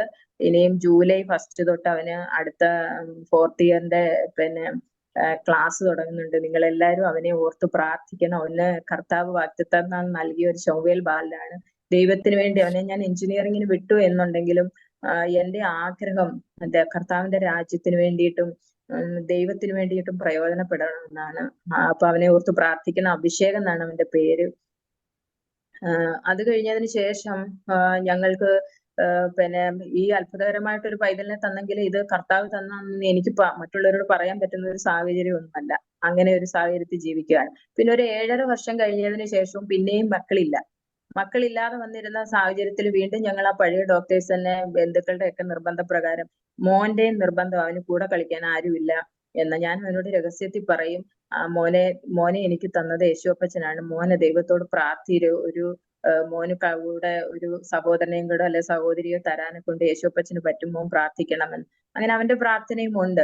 അപ്പൊ ഞങ്ങൾ വീണ്ടും ഹോസ്പിറ്റലിൽ കടന്നുപോയി. ആദ്യം ഈ പറഞ്ഞതുപോലെ പ്രൊസീജിയർ പോലെ എന്നെ പിന്നെ സ്കാൻ ചെയ്ത് നോക്കി. അപ്പൊ സ്കാൻ ചെയ്ത് എന്റെ റിപ്പോർട്ടും കാര്യങ്ങളും കിട്ടിക്കഴിഞ്ഞ് കഴിഞ്ഞപ്പോ ഡോക്ടർ എന്നോട് പറഞ്ഞു, ഒരു 10 വയസ്സിൽ താഴെയുള്ള ഒരു പെൺകുട്ടിയുടെ ഗർഭപാത്രം പോലെ ചുരുങ്ങിപ്പോയി, ഇനി പിള്ളേരുണ്ടാവുകയില്ല. അപ്പം തിരിച്ചിങ്ങോട്ട് വന്നു കഴിഞ്ഞ സമയത്ത്, എന്നിട്ട് ഞങ്ങളുടെ മുഖഭാവം കണ്ടു കഴിഞ്ഞപ്പം അവര് പറഞ്ഞ ട്രീറ്റ്മെന്റ് തുടങ്ങാം നമുക്ക്, നിങ്ങൾ വലിയ പ്രതീക്ഷയൊന്നും വെക്കരുത് എന്ന് പറഞ്ഞു. അപ്പൊ 2 സാഹചര്യത്തിൽ ചേട്ടന്റെ ശാരീരികാവസ്ഥയും എന്റെ ശാരീരികാവസ്ഥയും വെച്ച് 2 തവണ വൈദ്യശാസ്ത്രം പറഞ്ഞ് ഞങ്ങൾക്ക് മക്കൾ ഉണ്ടാവുകയില്ല. എന്നെ കേട്ടിരിക്കുന്ന ദൈവജനങ്ങളോട് എനിക്ക് പറയാനുള്ളത്, സാഹചര്യം എന്തായിരിക്കട്ടെ, നമ്മുടെ ശാരീരിക അവസ്ഥ എന്തായിരിക്കട്ടെ, ഒരു രോഗമായിരിക്കട്ടെ, അല്ലെങ്കിൽ ഈ ലോകത്തിലെ ഏറ്റവും വലിയ രോഗമായിരിക്കട്ടെ, ഏറ്റവും വലിയ പ്രതിസന്ധി ആയിരിക്കട്ടെ, എന്തായിരുന്നാലും നമ്മളുടെ ദൈവത്തിന്റെ മുൻപിൽ അതൊന്നുമില്ല. നമ്മൾ എപ്പോഴും എന്താണെന്ന് കാണുന്നത്, ആ പ്രതിസന്ധിയാണ് നോക്കുന്നത്. ഒരു രോഗം വന്നു, ക്യാൻസർ വന്നു എന്നുണ്ടെങ്കിൽ ആ ക്യാൻസറിനെയാണ് നോക്കുന്നത്. പക്ഷെ നമ്മുടെ ശരീരത്തിൽ ഒരു മാറ്റം വരുത്തുവാനേ നമ്മുടെ ശരീരത്തെ സൃഷ്ടിച്ച ദൈവത്തിന് മാത്രമേ കഴിയുള്ളൂ. അത് എനിക്ക് അതിലൂടെ ദൈവം മനസ്സിലാക്കി തന്നു എന്നുള്ളത്. തിരിച്ചിങ്ങോട്ട് വന്ന സമയത്ത് പിന്നെ ചേട്ടൻ എന്നോട് പറഞ്ഞു, വെറുതെ പൈസ കളഞ്ഞു, ഒരു കുഞ്ഞുണ്ട് അത് മതി എന്ന് വെച്ചാൽ മതിയായിരുന്നു, വെറുതെ പൈസ കളഞ്ഞ് ഇനിയും പിള്ളേരൊന്നും ഉണ്ടാവത്തില്ല, ചുരുങ്ങിപ്പോയി എന്ന് പറഞ്ഞു. പക്ഷെ എപ്പോഴും ദൈവം ചെയ്ത ഒരു മഹത്വത്തെ കുറിച്ച് മറ്റുള്ളവരോട് പറയുമ്പോഴേ അവര് നിന്ദിക്കുമ്പോ എനിക്ക് ഭയങ്കര ഹെർട്ട് ചെയ്തു. അന്നും ഇന്ന് ഹെർട്ട് ചെയ്യും എന്റെ ദൈവത്തെ കുറിച്ചിട്ട് പറയുമ്പോഴേ. അപ്പൊ ഞാൻ കർത്താവിനൊന്നും അന്ന് പുള്ളിയുടെ അടുത്ത് പറയാനുള്ള ധൈര്യം എനിക്കില്ല. ഞാൻ രഹസ്യത്തിൽ പ്രാർത്ഥിക്കുന്ന ആളാണ്. അപ്പോ പുള്ളിയുടെ അടുത്ത് പറയാനും ഹസ്ബൻഡിന്റെ അടുത്ത് പറയാനും എനിക്ക് ഭയങ്കര ഭയമായിരുന്നു. അപ്പൊ ഞാൻ പറഞ്ഞു, ഒരു കുഞ്ഞിനെ തന്നത് ദൈവമാണ്, അടുത്ത കുഞ്ഞിനെ തരാനും ദൈവത്തിന് കഴിയും. അപ്പം എന്നോട് പറഞ്ഞ അവിടെ ഇരുന്നു ഇപ്പൊ തരും, ചുരുങ്ങിപ്പോയിടത്ത് ഇപ്പൊ ഉണ്ടാകും, പറഞ്ഞത് കേട്ടില്ലയോ. പക്ഷെ അന്നേരം എന്റെ ഹൃദയത്തിൽ ദൈവം എപ്പോഴും, ഞാൻ പറഞ്ഞില്ലയോ, പ്രാർത്ഥനകൾക്കും ആരാധനയ്ക്കും റെഗുലറായിട്ട് കടന്നു പോകാൻ കഴിയാതിരുന്ന ഞാൻ ഏത് സാഹചര്യത്തിൽ ഇരുന്നാലും ദൈവം വചനത്തിലൂടെ എന്നോട് ഇടപെട്ടിട്ടുള്ളത്. രഹസ്യമായിട്ട് ബൈബിള് പുള്ളി വരുമ്പോ ഞാനതെടുത്ത് രഹസ്യമായിട്ട് വെക്കുമെങ്കിലും ഞാൻ ഈ വചനങ്ങൾ വായിക്കും. ഇതിലൂടെ എന്നോട് ദൈവം സംസാരിച്ചിട്ടുള്ള പലപ്പോഴും ഈ വചനത്തിലൂടെ ഉൽപ്പത്തി തൊട്ട് വെളിപ്പാട് വരെ ഞാൻ വായിക്കുമായിരുന്നു. എനിക്ക് ഈ പുസ്തകങ്ങൾ വായിക്കുന്നത് ഭയങ്കര ഇഷ്ടമായതുകൊണ്ട് ഈ ബൈബിൾ എപ്പോഴും വായിക്കും. എന്റെ ജീവിതത്തിലെ ഞാൻ വായിച്ച പുസ്തകങ്ങളിലെ എനിക്ക് ഒരിക്കലും വീണ്ടും വീണ്ടും റിപ്പീറ്റ് ചെയ്ത് വായിക്കുമ്പോൾ മടുപ്പ് തോന്നാത്ത ഏക പുസ്തകം എന്ന് പറയുന്നത് ഈ ബൈബിളാണ്. കർത്താവ് ഈ വചനത്തിലൂടെ എന്നെ നിലനിർത്തിയത്. ഞാൻ രക്ഷിക്കപ്പെട്ടതിന് ശേഷം 13 വർഷം കഴിഞ്ഞതിന് ശേഷമാണ് എനിക്ക് പിന്നെ സ്നാനപ്പെടാൻ ഒരു അവസരം ദൈവം തന്നത്. ആ 13 വർഷം ഞാൻ നിലനിന്ന് പോയത് എന്നെ എന്റെ ദൈവം എന്നെ വിളിച്ചു വേർതിരിച്ച് എനിക്ക് ജീവൻ തന്ന ഈ ലോകത്തിന്റെ ആരംഭം മുതല് എന്നെ കരുതിയിരുന്ന, അല്ലെങ്കിൽ എന്റെ അമ്മയുടെ ഗർഭപാത്രത്തില് ഞാൻ ഉരുവാകുന്നതിന് മുമ്പ് എന്നെ കരുതിയിരുന്ന ഒരു ദൈവം ആരാണെന്ന് എനിക്ക് മനസ്സിലാക്കി തന്നെ ഈ 13 വർഷം കൊണ്ട്. അപ്പൊ ഈ ചുരുങ്ങിപ്പോയ ഗർഭപാത്രം എന്നിങ്ങനെ പറഞ്ഞെങ്കിലും എന്റെ ഹൃദയത്തിൽ അന്നേരം കർത്താവ് തന്ന ഒരു വചനം എന്ന് പറയുന്നത് അബ്രഹാമിനെയും സാറായെ കുറിച്ചിട്ടാ പറഞ്ഞത്. സാറായുടെ ഗർഭപാത്രത്തിന്റെ നിർജീവത്വം ആയിരുന്ന സമയത്തും അവിടെ ഒരു കുഞ്ഞിനെ, ഒരു ഇസഹാക്കിനെ നൽകിയ ഒരു ദൈവമുണ്ട്. അപ്പൊ ആ ദൈവത്തിന് ഈ ചുരുങ്ങിപ്പോയ ഗർഭപാത്രത്തിൽ ഒരു കുഞ്ഞിനെ തരാൻ കഴിയും. എനിക്ക് അങ്ങനെ വിശ്വസിക്കാനാ ദൈവം എനിക്ക് കൃപ തന്നത്. ഇതെനിക്ക് ഒരാളോട് ഷെയർ ചെയ്യാനൊന്നും പറ്റില്ല. കാരണം എല്ലാവരും ദൈവജനങ്ങൾ, എന്നെ അറിയാവുന്ന എല്ലാ ആൾക്കാരും എന്നെ കാണുമ്പോൾ, ഒരു ദൈവജനത്തെ ഞാൻ കാണുമ്പോൾ അവരോട് ഞാൻ പറയുന്നത് എനിക്ക് കുടുംബമായി രക്ഷയിലേക്ക് വന്ന് ഈ കർത്താവിന് വേണ്ടിയിട്ട് ജീവിക്കണം. അതിനൊരു സാഹചര്യം എനിക്ക് ഒരുക്കി തരാൻ നിങ്ങൾ പ്രാർത്ഥിക്കണം. അല്ലാതെ ഈ ലോകത്തിലുള്ള എന്തിനേലും വേണ്ടി പ്രാർത്ഥിക്കണമെന്ന് ഞാൻ ഒരിക്കലും അങ്ങനെ അന്നും ഇന്നും പറയാറില്ല. കാരണം ദൈവത്തിന് വേണ്ടിയിട്ട് ദൈവം വിളിച്ചുവെങ്കിൽ ആ ദൈവത്തിന്റെ കാര്യത്തെക്കുറിച്ച് മറ്റുള്ളവരോട് പറയാൻ എനിക്ക് ആഗ്രഹമുള്ളത്. അങ്ങനെ ഒരു 2 മാസം കഴിഞ്ഞ സമയത്ത് പ്രഗ്നന്റ് ലേഡീസിന് ഉണ്ടാകുന്ന സിംറ്റംസ് എനിക്ക് ഉണ്ടാകാൻ തുടങ്ങിയപ്പോഴേ എനിക്ക് ഹസ്ബൻഡിനോട് പറയണമെന്നുണ്ട്, ഒരു പ്രഗ്നൻസി കിറ്റ് മേടിച്ചുകൊണ്ട് വന്നിട്ട് ഇതൊന്ന് ടെസ്റ്റ് ചെയ്യണം. അപ്പൊ പുള്ളിയോട് പറഞ്ഞാൽ കളിയാക്കുവോ അല്ലെങ്കിൽ എന്തെങ്കിലും പറയുവോ എന്നുള്ള ഒരു ഇതുകൊണ്ട് ഞാൻ എന്റെ അനിയത്തിയോട് പറഞ്ഞു, ഇങ്ങനെ എനിക്ക് ഒരു ഇതുപോലൊക്കെ തോന്നുന്ന, വോമിറ്റിങ് അങ്ങനെയൊക്കെ തോന്നുന്ന, അതുകൊണ്ട് നീ എനിക്കൊരു കിറ്റ് മേടിച്ചുകൊണ്ട് തരണേന്ന് പറഞ്ഞു. അവൾ എനിക്ക് ഇവിടെ വന്ന ദിവസം ഒരു കിറ്റ് മേടിച്ചുകൊണ്ട് തന്ന് ഞാനും അവളും കൂടാണ് അത് ടെസ്റ്റ് ചെയ്ത് നോക്കി. ടെസ്റ്റ് ചെയ്ത് നോക്കിയപ്പോ 2 വര. അപ്പം ഞാൻ ദൈവജനത്തിനോട് പറയാനെന്ന് വെച്ചാൽ ഡോക്ടർ അല്ലെങ്കിൽ വൈദ്യശാസ്ത്രം പറഞ്ഞു ഇനിയും കുഞ്ഞുങ്ങൾ ഉണ്ടാകില്ല, ഗർഭപാത്രം ചുരുങ്ങിപ്പോയി എന്ന് പറഞ്ഞിടത്ത് ഒരു കുഞ്ഞിനെ എനിക്ക് ദൈവം തന്നു. അവന് ഇന്ന് 9ാം ക്ലാസ്സിൽ പഠിക്കുന്ന ഈ 14 വയസ്സുള്ള ദൈവത്തിന്റെ കൃപയില് ദൈവം സൂക്ഷിച്ചപ്പം ചുരുങ്ങിപ്പോയ ഗർഭപാത്രത്തിനകത്തും അത് നമ്മുടെ സാഹചര്യം എന്തായിരിക്കട്ടെ അതിന് മധ്യേയും ആ സാഹചര്യങ്ങളല്ല, നമ്മുടെ ദൈവത്തിന് നമ്മൾ വിശ്വസിച്ച് ഇറങ്ങി. നമ്മുടെ വിശ്വാസം എത്രത്തോളം ഉണ്ട്? പലപ്പോഴും നമ്മൾക്കൊരു പ്രതിസന്ധി വരണം. അപ്പൊ നമ്മുടെ വിശ്വാസത്തെ കുറിച്ചിട്ട് ഉള്ള ഒരു നമുക്കറിയാം, ആഴം അറിയണമെന്നുണ്ടെങ്കിൽ നമ്മുടെ മുമ്പിൽ ഒരു പ്രതിസന്ധി വരുമ്പോഴാണ് നമ്മളെ വിശ്വാസം, എനിക്ക് ഭയങ്കര വിശ്വാസമുണ്ട് എന്നൊക്കെ നമ്മൾ പറയുന്നുണ്ടെങ്കിൽ ഒരു പ്രതിസന്ധി നമ്മുടെ ജീവിതത്തിൽ വരുമ്പോഴാണ് നമ്മുടെ വിശ്വാസത്തെ കുറിച്ചിട്ട് നമുക്ക് മനസ്സിലാവുന്നത്. നമ്മൾ എളുപ്പം പതറിപ്പോവും. മനുഷ്യരങ്ങനെയാണ്. അപ്പം ആ ചുരുങ്ങിപ്പോയ ഗർഭപാത്രത്തിലെ ഒരു കുഞ്ഞിനെ ദൈവം ഞങ്ങൾക്ക് തന്നു. ആ ഡോക്ടേഴ്സിന് വരെ ഭയങ്കര അതിശയമായിരുന്നു. അവര് സർട്ടിഫൈ ചെയ്തതാണ്. പിന്നെ ഞങ്ങളുടെ ഒരു ആശ്വാസത്തിന് ട്രീറ്റ്മെന്റ് ചെയ്യാന്ന് പറഞ്ഞു. ഞങ്ങൾ ഒരു ട്രീറ്റ്മെന്റും ചെയ്തില്ല. എന്നാല് വലിയവനായ ദൈവം ഞങ്ങൾക്ക് വീണ്ടും ഒരു കുഞ്ഞിനെയും കൂടെ തന്നു. ദൈവകൃപയാലെ ഞങ്ങൾക്ക് അനുഗ്രഹത്തോടെ ആരോഗ്യത്തോടെ ജീവിക്കുവാൻ ദൈവം, കുഞ്ഞുങ്ങളായിട്ട് ജീവിക്കാൻ ദൈവം. അപ്പൊ എന്റെ ആ മക്കളില്ല എന്നുള്ള ദൈവം മാറ്റി തന്നു. പിന്നീടുള്ള കാലയളവിൽ എന്ന് പറഞ്ഞു കഴിഞ്ഞാൽ രഹസ്യ പ്രാർത്ഥനയാണ്. എവിടെങ്കിലും കുഞ്ഞുങ്ങളെയും കൊണ്ട് രഹസ്യത്തിൽ പോവും. ഈ 13 വർഷത്തിനകത്ത് എന്റെ അച്ഛനെ അമ്മ ഒക്കെ വിശ്വാസത്തിൽ കടന്നു വന്ന് അവരും കുടുംബമായിട്ട്, ചേച്ചി കുടുംബം, ചേച്ചി കുവൈറ്റിലെ അവിടത്തെ ചർച്ച്, അവിടെ എല്ലാവരും അമ്മച്ചി അച്ചാച്ചനും പോകുന്ന ചർച്ചിൽ അവരെല്ലാം ഞങ്ങൾക്ക് വേണ്ടിയിട്ട് എപ്പോഴും നമുക്കൊരു ബാക്ക് ബോണായിട്ട് ഉള്ളത് ദൈവത്തിന്റെ പ്രവൃത്തി ചെയ്യുമ്പോഴേ മനുഷ്യരിലൂടെയാണ് ചെയ്യുന്നത്. അപ്പൊ അനേകരെയാണെന്നുണ്ടെങ്കിൽ ഞങ്ങളുടെ കുടുംബത്തിന് വേണ്ടി പ്രാർത്ഥിക്കാൻ തക്കൊണ്ട് ദൈവം ഒരുക്കി. ഒരു മരണ ശുശ്രൂഷയിൽ ഞാൻ കടന്നു പോകുമ്പോൾ അവിടെ ശുശ്രൂഷിച്ച ഒരു വചനമാണ് എന്നെ സത്യം പറഞ്ഞാൽ വീണ്ടും ഒരു മാനസാന്തരത്തിലേക്ക് നടത്തിയത്. ഇന്ന് രാത്രികാലം എനിക്ക് ഇളയ കുഞ്ഞിന് 2 മാസം 3 മാസം കൊണ്ടായപ്പോഴാ ഒരു മരണ ശുശ്രൂഷ, എന്റെ റിലേറ്റീവ്സിന്റെ വിശ്വാസികളുടെ മരണ ശുശ്രൂഷയ്ക്ക് കടന്നു പോയപ്പോ ഇന്ന് രാത്രികാലം നിന്റെ ജീവനെ ദൈവം എടുത്താല് നീ എവിടെ പോകും എന്ന്, മരിച്ചുപോയാൽ എവിടെ പോകും എന്നുള്ളത്. അത് ആ ഒരു വചനം കേട്ടോണ്ടാണ് ഞാൻ ആ ഭവനത്തിലേക്ക് ചെല്ലുന്നത്. എന്റെ ഹൃദയത്തിലെ കൂടം കൊണ്ട് അടിക്കുന്നത് പോലെ എനിക്ക് തോന്നിയത്. ഞാൻ ഓർത്ത് എനിക്ക് കടഭാരം ഉണ്ടായിരുന്നു, അതിൽ നിന്നും ദൈവം വിടുതൽ തന്നു. മക്കളില്ലായിരുന്ന 2 മക്കളെ തന്നു. പിന്നെയും ഞാൻ ഇങ്ങനെ ജീവിക്കുവാണ്. പക്ഷെ ഇന്ന് രാത്രി ഞാനും എന്റെ കുഞ്ഞുങ്ങളും എന്റെ ഹസ്ബൻഡും മരിച്ചുപോയി ഞങ്ങൾ നരകത്തിൽ പോയി വീഴും. ദൈവത്തിന്റെ കൽപ്പന അനുസരിച്ചിട്ടില്ല. അപ്പം അന്ന് തൊട്ട് വീണ്ടും ദൈവസന്നിധിയിൽ കരയാൻ തുടങ്ങി. ദൈവമേ, ഞങ്ങൾക്ക് ഈ കുടുംബമായിട്ട് വിശ്വാസത്തിലേക്ക് അല്ലെങ്കിൽ ദൈവത്തിന് വേണ്ടി ജീവിക്കാനുള്ള ഒരു അവസരം തരണം എന്നിട്ട് അന്ന് തൊട്ട് പഴയതുപോലെയല്ല, ഒരു മാനസാന്തരത്തോടെ കരയുവാൻ തുടങ്ങി. ആ ഒരു സാഹചര്യത്തില് ചേച്ചിയുടെ ഒക്കെ പിന്നെ ചർച്ചിലുള്ള ഒരു ദേവദാസിയും അവര് വർഷത്തിൽ 2-3 തവണ നാട്ടിൽ വരും. നാട്ടിൽ വരുന്നത് അവർ അനേകർക്ക് സുവിശേഷം പറഞ്ഞു കൊടുക്കാൻ വേണ്ടിയിട്ട് അവരുടെ ഒരു ക്ലാസ് പോലെ അവര് അത് ചെയ്യുന്നത്. 4-5 ദിവസത്തെ ക്ലാസ്. അപ്പൊ അങ്ങനെ എന്റെ അനിയത്തിക്കും അനിയനും വേണ്ടിയിട്ട് അവര് പിന്നെ എന്റെ വീട്ടിലെ 3-4 ദിവസം താമസിച്ച് അവർക്ക് ക്ലാസ് എടുക്കാൻ തക്കവണ്ണം ഇടയായി. അപ്പൊ ആ ക്ലാസ്സിന് ചേട്ടൻ ഇതുപോലുള്ള പ്രാർത്ഥനയ്ക്കൊക്കെ പുള്ളി എന്ന് പിന്നെ മാസ്കറ്റ് ജോലി ചെയ്യുന്ന സമയത്താണ്. അപ്പൊ പുള്ളിയോട് പറയാൻ പറ്റത്തില്ല, എനിക്ക് വീട്ടിൽ പോവാന്ന് പറയുമ്പോഴേ പുള്ളിക്കറിയാം ഞാൻ പ്രാർത്ഥനയ്ക്ക് വല്ലതും പോവുകയാണെന്ന്. അപ്പൊ അതിന് എന്നെ നേരിട്ടൊന്നും പറഞ്ഞില്ലെങ്കിലും പുള്ളിക്ക് അത് ഇഷ്ടമല്ല. ഒരു പ്രാവശ്യം ലീവിന് വന്ന സമയത്ത് ഞാൻ ഈ രഹസ്യത്തിൽ വെച്ചിരുന്ന എന്റെ ബൈബിൾ എടുത്ത് കത്തിച്ചു കളഞ്ഞു. ഞാൻ അത് അറിഞ്ഞതേ ഇല്ല. പുള്ളി വിശ്വാസത്തിൽ വന്നതിന് ശേഷമാ ഞാനിങ്ങനെ അന്ന് എടുത്ത് എന്റെ ബൈബിള് പുള്ളി പോയി കഴിഞ്ഞപ്പോ ഞാൻ നോക്കിയപ്പോ കാണുന്നില്ല. അതെന്ത് പറ്റിയെന്ന് അറിയത്തില്ല. പുള്ളി അതെടുത്ത് കത്തിച്ചു കളഞ്ഞു എന്നുള്ള കാര്യം എനിക്കറിയില്ലായിരുന്നു. പുള്ളി വിശ്വാസത്തിൽ വന്നപ്പോ സാക്ഷ്യം പോലെ പറഞ്ഞത് ഞാൻ അതെടുത്ത് കത്തിച്ചു കളഞ്ഞു എന്ന്. അപ്പൊ അങ്ങനെ ഇരിക്കുന്നിടത്ത് പുള്ളിയുടെ അടുത്ത് സുവിശേഷം പറയുവാനോ അല്ലെങ്കിൽ കർത്താവിനെ കുറിച്ച് പറയുവാനോ പ്രാർത്ഥനയ്ക്ക് പോകുന്നു പറയാനോ എനിക്ക് ഭയങ്കര ഭയമാണ്. അങ്ങനെ ഇരുന്ന സമയത്ത് വീട്ടിലോട്ട് വെറുതെ ഒന്ന് പോയി 2 ദിവസം നിൽക്കട്ടെ എന്ന് ചോദിച്ചപ്പോ എന്നോട് ആദ്യം ചോദിച്ചു പ്രാർത്ഥനയ്ക്ക് പോവാണെന്ന്. ഞാൻ പറഞ്ഞ അല്ല, ആണെന്ന് പറയാനുള്ള ധൈര്യം ഇല്ലാത്തതുകൊണ്ട് അല്ല എന്ന് പറഞ്ഞു. അപ്പോഴേ അന്ന് എന്റെ കുഞ്ഞുങ്ങൾക്കെന്ന് വെച്ചാൽ മൂത്ത കുഞ്ഞിന് എന്നും കാലിന് വേദന, രാത്രിയിൽ അവന് ഒരു ശകലം ഉറങ്ങത്തില്ല, കാലിന് വേദന. അതുപോലെ ഇളയ കുഞ്ഞിനെന്ന് വെച്ച് കഴിഞ്ഞാൽ ഒരു ബേബി പ്രോഡക്റ്റും ഉപയോഗിക്കാൻ പറ്റത്തില്ല. സോപ്പ് അങ്ങനെ ക്രീം അങ്ങനെയൊന്നും. റാഷസ് ഉണ്ടായിട്ട് ഈ ചേനയൊക്കെ ചെത്തി വെച്ചേക്കുന്ന പോലെ മുഖത്തിന്റെ പല ഭാഗങ്ങളിലും ഇരിക്കുന്നത്, ചൊറിഞ്ഞു പൊട്ടിയതുപോലെ ഇരിക്കുകയാണ്.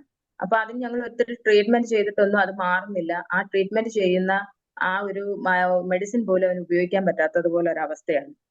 അങ്ങനെ ഇരുന്നപ്പോഴാ ഈ പിന്നെ ബൈബിൾ ക്ലാസ്സിന് ഞങ്ങള് പിന്നെ എന്റെ വീട്ടിലേക്ക് കടന്നു പോകുന്നത്. അവിടെ ചെന്നിട്ട് അവർക്ക് ക്ലാസ് എടുക്കുമ്പോ ഞാന് അവർക്ക് ഫുഡൊക്കെ ഉണ്ടാക്കാൻ അമ്മച്ചിയെ സഹായിക്കും. എങ്കിലും ഞാൻ ഇത് കേൾക്കും, അടുക്കളയിൽ നിന്നാണ് കേൾക്കുന്നത്. അപ്പൊ അവിടെ എന്റെ കുഞ്ഞുങ്ങളും ഈ കൊച്ചു കുഞ്ഞും ഇത് ഇരിക്കും. ഒരു 2 ദിവസം കഴിഞ്ഞ് 2-3 ദിവസം കഴിഞ്ഞ് 4-മത്തെ ദിവസം അവരുടെ ക്ലാസ് അവസാനിക്കുന്നതിന് മുമ്പ് എന്റെ മൂത്ത കുഞ്ഞിന്റെ ഈ കാലിന്റെ വേദന സൗഖ്യമായി. ഈ അവിടെ വന്ന ദിവസം മുതൽ അവൻ രാത്രി സുഖമായിട്ട് കിടന്നുറങ്ങാൻ തക്കവണ്ണം ഇടയായി. ഈ കുഞ്ഞിന്റെ മുഖത്തെ റാഷസ് ഒക്കെ എന്ന് വെച്ച് കഴിഞ്ഞാൽ കർത്താവ് സൗഖ്യമാക്കി. ഇപ്പൊ ഒരു മെഡിസിൻ ഉപയോഗിക്കാതെ തന്നെ ആ ബൈബിൾ ക്ലാസ് അല്ലെങ്കിൽ ആ ശുശ്രൂഷയിലൂടെ ആ ഒരു സൗഖ്യം കാണുവാനിടയായി. അപ്പൊ എന്റെ വിശ്വാസത്തെ ഒന്നുകൂടെ വർദ്ധിക്കുവാനിടയായി. ആ ബൈബിൾ ക്ലാസ് വീണ്ടും ഒരു മാനസാന്തരത്തിലേക്ക്, ഈ ക്രിസ്തുവിന് വേണ്ടി ജീവിക്കുന്ന ദൈവത്തിന്റെ കൽപ്പന അനുസരിച്ച് ജീവിക്കണമെന്നും അതുപോലുള്ള കാര്യങ്ങൾ എന്താണ് ക്രിസ്തീയ ജീവിതം എന്നും ഒക്കെ എനിക്ക് മനസ്സിലാക്കി തന്നത് ആ ബൈബിൾ ക്ലാസ് ആണ്. ആ ബൈബിൾ ക്ലാസ് കഴിഞ്ഞ് അവർ അനേകർക്ക് ക്ലാസ് എടുക്കുന്നുണ്ട്. അനിയനും ഒന്നും വന്ന ഒരു തീരുമാനം എടുത്തില്ല. അവരെ നിർബന്ധിക്കുന്ന ഒരു ഏർപ്പാടൊന്നും അവർക്കില്ല. അപ്പൊ അന്ന് ഇതുപോലെ ക്ലാസ് എടുത്ത ഒരു കുറച്ചു പേര് 5-6 പേര് സ്നാനപ്പെടുന്നുണ്ട്. പിന്നെ കുമ്പനാട് ഈ മോനച്ചൻ എന്ന് പറയുന്ന ഒരു പാസ്റ്റർ ഉണ്ട്. ആ പാസ്റ്ററുടെ ഇവര് തമ്മിലെ പിന്നെ സുഹൃത്തുക്കളായതുകൊണ്ട് പാസ്റ്ററുടെ വീട്ടിൽ ഒരു സ്നാനക്കുളം ഉണ്ട്. അവിടെ വെച്ചായി ഇവരെയൊക്കെ സ്നാനപ്പെടുത്തുന്നത്. അപ്പൊ എന്റെ എന്നത്തെ ആഗ്രഹം ഈ സ്നാനപ്പെടുക എന്നുള്ളത് ഭയങ്കര ആഗ്രഹമാണ്. അപ്പൊ ഞാൻ എന്നോട് പറഞ്ഞു അച്ഛനും അമ്മച്ചിയും പോകുന്നുണ്ട്, എന്നോട് ചോദിച്ചു വരുന്നോ. ഞാൻ പറഞ്ഞു എന്തായാലും ചേട്ടനോട് ഞാൻ ചോദിക്കുന്നില്ല, ചോദിച്ചാൽ വിടത്തില്ല. അതുകൊണ്ട് വീട്ടിൽ വന്ന് നിൽക്കുവാന്നല്ലേ പറഞ്ഞത്, ഇതൂടെ കഴിഞ്ഞിട്ട് ഞാൻ അങ്ങ് തിരിച്ചു പോയിക്കോളാം എന്ന് പറഞ്ഞിട്ട് അച്ചാച്ചന്റെ അമ്മച്ചിയുടെയും കൂടെ അന്ന് ആ സ്നാനത്തിന് പോയി.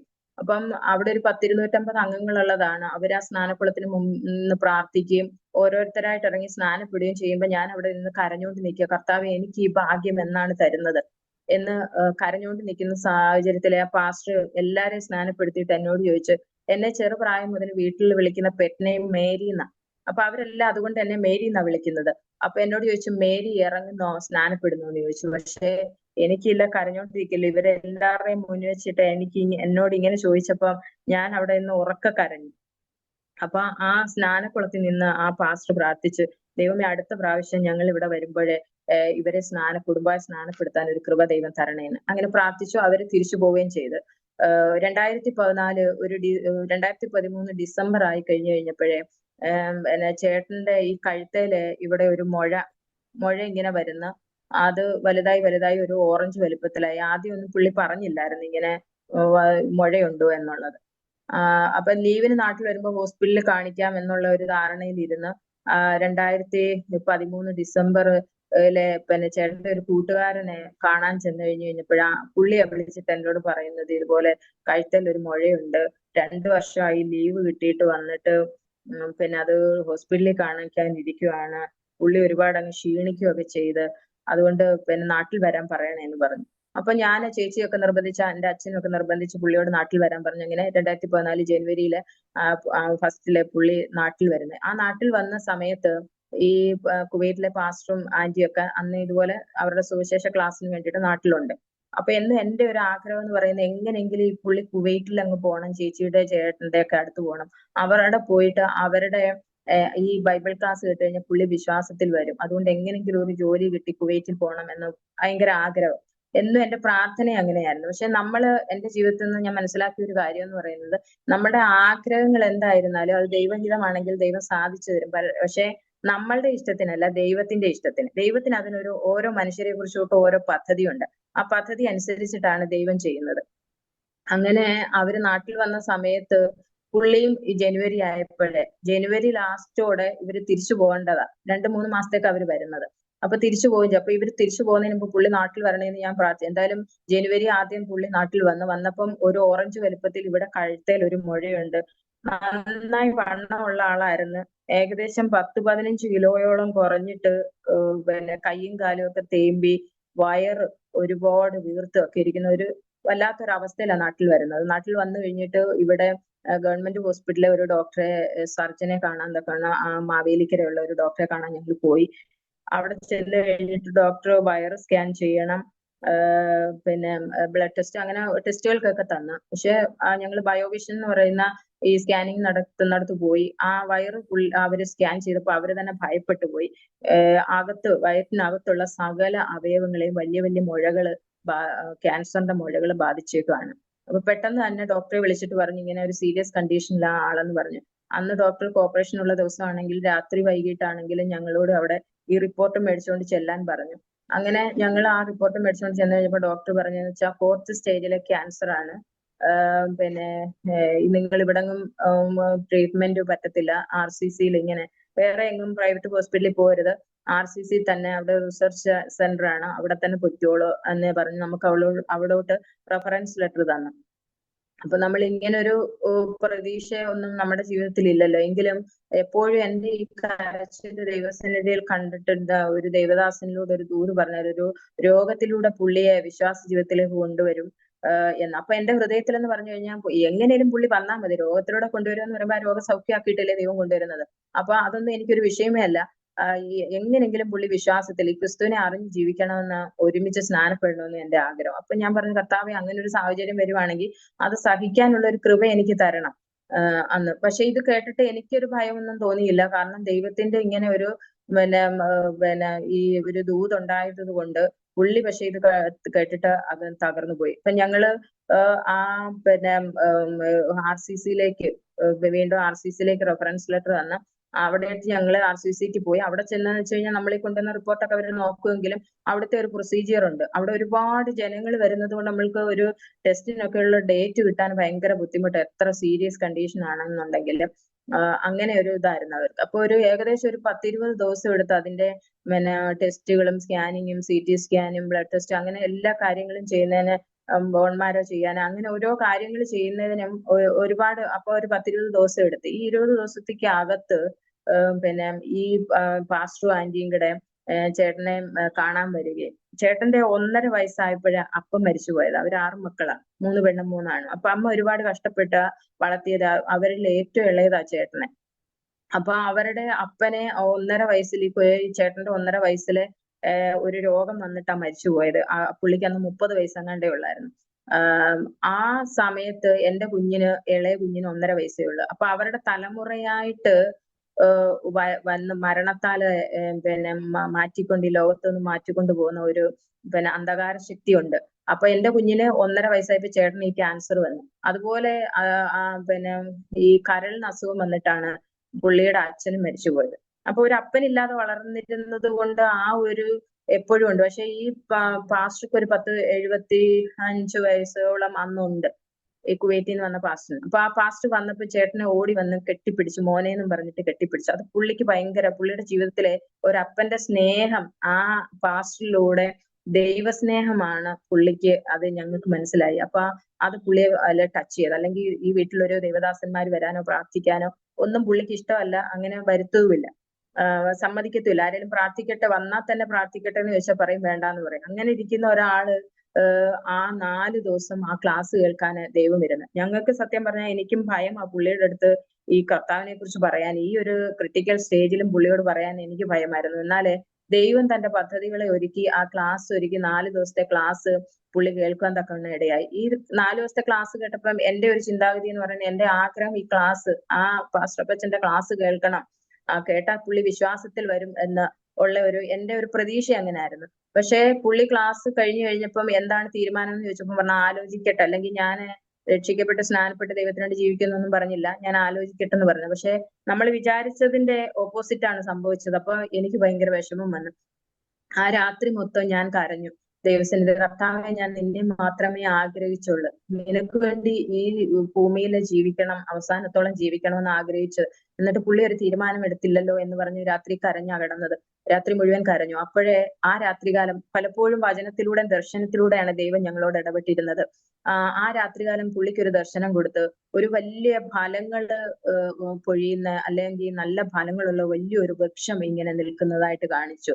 പിന്നെ കാണിച്ചതെന്ന് വെച്ചാൽ ഒരു മൃഗത്തെ കൊന്ന് കെട്ടിത്തൂക്കിയിട്ടേക്കുന്നത്. അടുത്ത് ചെന്നപ്പോ അതൊരു പട്ടി. അപ്പൊ അതിന്റെ തോലെല്ലാം ഉരിച്ച് കണ്ണീക്കടെ മൂക്കിക്കടെ വായിക്കടെ ഒക്കെ ബ്ലഡ് വന്ന് കിടക്കുന്ന ഒരവസ്ഥ. പിറ്റേന്ന് രാവിലെ എന്നോട് പറഞ്ഞു, ഞാൻ ഇങ്ങനെ ഒരു സ്വപ്നം കണ്ട്. അപ്പൊ പുള്ളിയുടെ അടുത്ത് എന്തെങ്കിലും എതിരായിട്ട് പറയാനോ സംസാരിക്കാനോ ഒക്കെ എനിക്കൊരു ഭയമുണ്ട്. അപ്പൊ അതുകൊണ്ട് ഞാനൊന്നും പറയത്തില്ല. പക്ഷെ അന്നേരം ദൈവാത്മാവ് പ്രേരിപ്പിച്ചിട്ട് ഞാൻ പറഞ്ഞു, ദൈവത്തിനെ അറിഞ്ഞ് ജീവിച്ചു കഴിഞ്ഞാൽ വൃക്ഷം പോലെ അനേകർക്ക് അനുഗ്രഹമാക്കി ദൈവം മാറ്റും. ഇല്ല എന്നുണ്ടെങ്കിൽ ആ പട്ടിയുടെ അവസ്ഥയാവും എന്ന് പറഞ്ഞു. എന്നിട്ട് പിന്നെ വീണ്ടും 2 ദിവസം കഴിഞ്ഞിട്ട് ഒരു പ്രാർത്ഥനാ കൂട്ടായ്മയില് ഈ പാസ്റ്ററപ്പച്ചനും എല്ലാം കൂടെ കൂടുന്ന വെച്ച് കഴിഞ്ഞാൽ അവര് രക്ഷിക്കപ്പെട്ട ആൾക്കാരെ അഭിഷേകത്തിന് അവർക്ക് ഒരു ശുശ്രൂഷയായത്, അഭിഷേകം പ്രാപിക്കുവാൻ ഇരിക്കുന്ന ഒരു ശുശ്രൂഷയുണ്ട്. അങ്ങനെ വാഴമുട്ടത്ത് ഒരു വീട്ടിൽ വെച്ചിട്ട്, ആ വീട്ടിലെ ചർച്ചിലെ ഒരു വീട്ടിൽ വെച്ചിട്ട് പിന്നെ ഒരു പ്രാർത്ഥന കൂട്ടായ്മയില് ഞങ്ങള് പറഞ്ഞിട്ടൊന്നും ചേട്ടന് വരാൻ തീരുമാനിച്ച് ഒന്നും പറഞ്ഞില്ല. അപ്പം ഈ അപ്പച്ചൻ തന്നെ വിളിച്ചിട്ട് പറഞ്ഞു, കാറ് പറഞ്ഞു വിടാം, വരാവോ, ആ ഒരു പ്രാർത്ഥനയ്ക്ക് നമുക്ക് ഇരിക്കാമെന്ന്. അന്നേരം പറഞ്ഞു, പുള്ളിയുടെ അടുത്ത് നോ പറഞ്ഞില്ല, ഓക്കെ എന്ന് പറഞ്ഞു. എന്നിട്ട് ഞങ്ങൾ ഇവിടുന്ന് പോയി. 2014 ജനുവരി 22-ാണത്.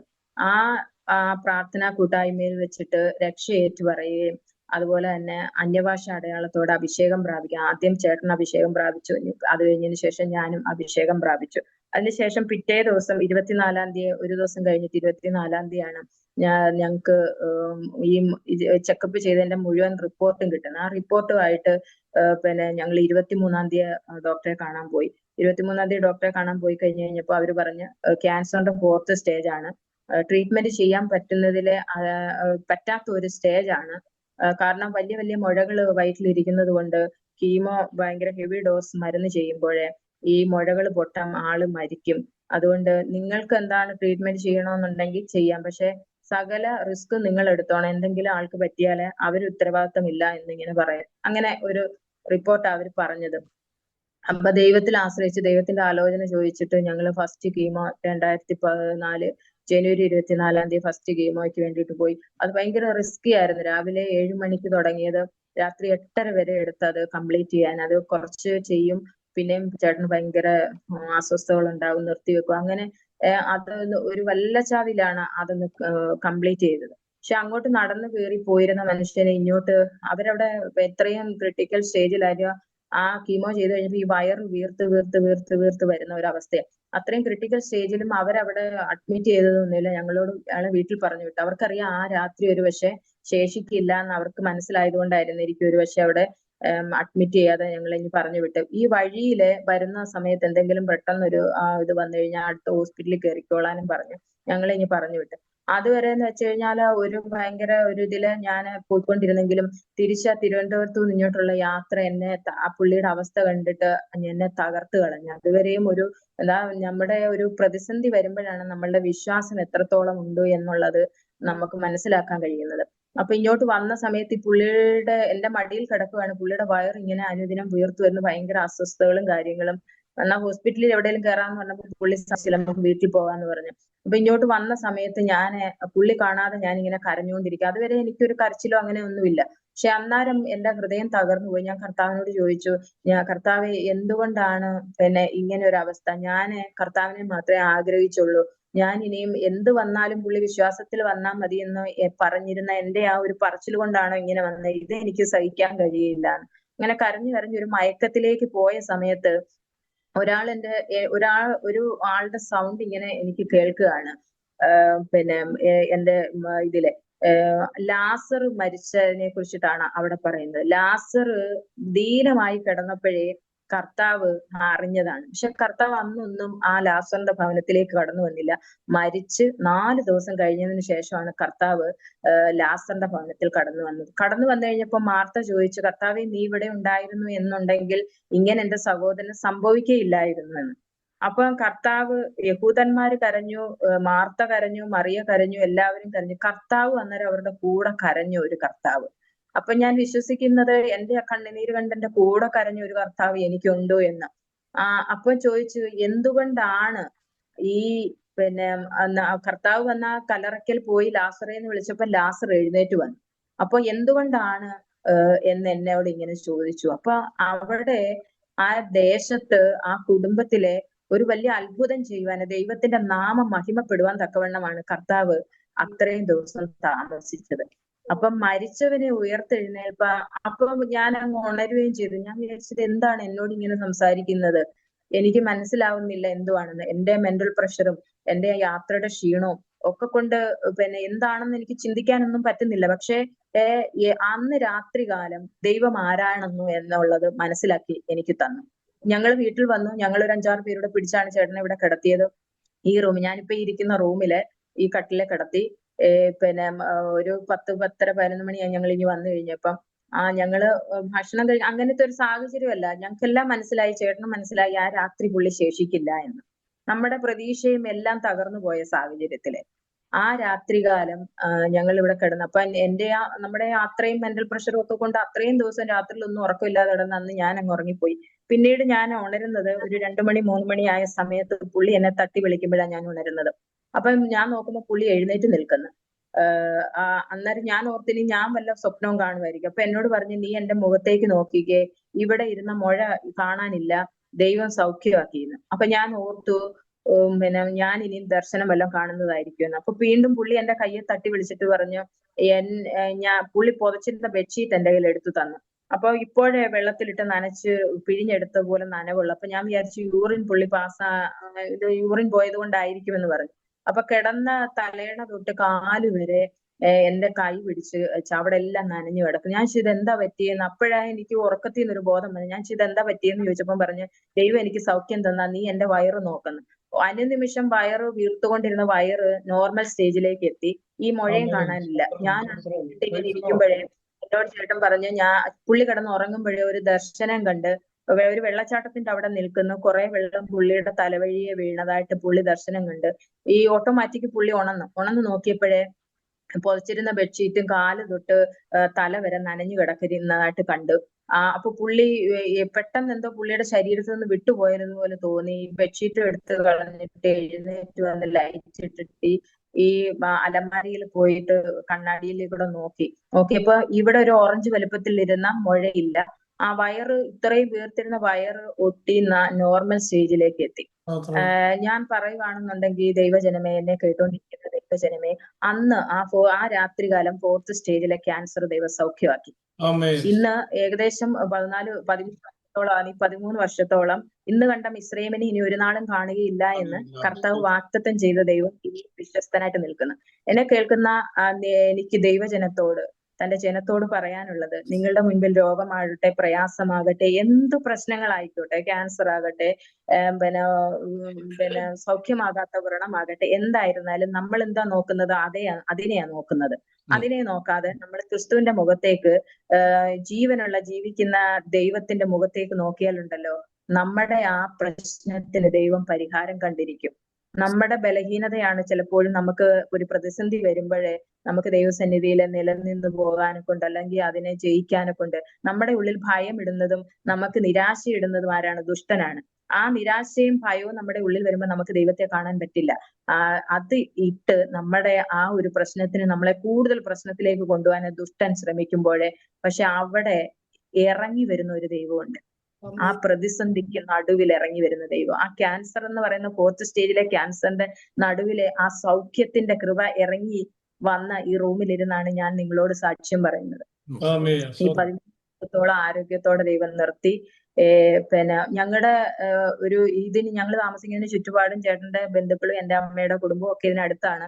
അവർക്ക് മധ്യേ അവരൊക്കെ എന്ന് വെച്ച് കഴിഞ്ഞാൽ ഞാൻ വിശ്വാസത്തിൽ പോകുന്ന രഹസ്യത്തിൽ പ്രാർത്ഥനയ്ക്ക് പോകുന്നുണ്ട് ഭയങ്കര പ്രതികൂലങ്ങൾ ഉണ്ടാക്കിയവരായിരുന്നു. അവരുടെ മധ്യേ ഒരു അത്ഭുത സാക്ഷ്യമായിട്ട് ദൈവം ഞങ്ങൾക്ക് വാഗ്ദത്തം തന്നതാണ്. അത്ഭുത സാക്ഷ്യമായിട്ട് അത്ഭുത ജ്ഞാപകമായിട്ട് ഈ ദേശത്ത് ഞങ്ങളെ നിർത്താമെന്ന്. കർത്താവ് ഇതുവരെയും അത് ചെയ്തിട്ടുണ്ട്. മക്കളില്ലാതിരുന്ന ഇന്ന് നിങ്ങളോട് പറയാനാണെന്നുണ്ടെങ്കില് ഇന്ന് ഞാൻ ജീവനോടെ ഇരിക്കുന്നത് എനിക്ക് ഇന്ന് എന്തെങ്കിലും ഉണ്ടെന്ന് നിങ്ങൾ എന്നെ കാണുന്നു എന്നുണ്ടെങ്കില് ആ കാണുന്നത് കർത്താവിന്റെ കൃപയാണ്. എനിക്ക് മക്കളില്ലാതെ മച്ചിയായിരുന്ന ഞാൻ മക്കളുടെ അമ്മയായി തീർന്നിരിക്കുന്നത് എന്റെ ദൈവത്തിന്റെ കൃപ കൊണ്ടാണ്. ഭർത്താവില്ലാതെ വിധവയായി പോയി ഇരിക്കേണ്ടവളാ ക്യാൻസർ രോഗത്തന്നെ 4th സ്റ്റേജിലെ ക്യാൻസർ വന്ന ആര് ജീവിച്ചിരിപ്പുണ്ട് ഇന്ന്?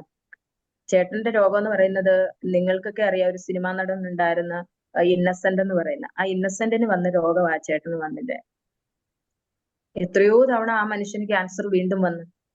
പക്ഷെ ഇന്നും ദൈവകൃപയിലെ അത്ഭുത ജ്ഞാപകമായി നിർത്താമെന്ന് നമുക്ക് വാക്തത്വം. ആ വാക്തത്വങ്ങളിൽ വിശ്വസ്തനാ എന്റെ ദൈവം.